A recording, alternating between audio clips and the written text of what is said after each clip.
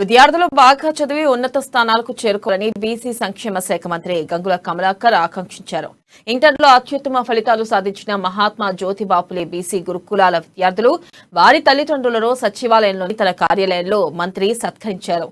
రాష్ట్ర స్థాయి ర్యాంకర్లకు నగదు ప్రోత్సాహకాలను అందజేశారు.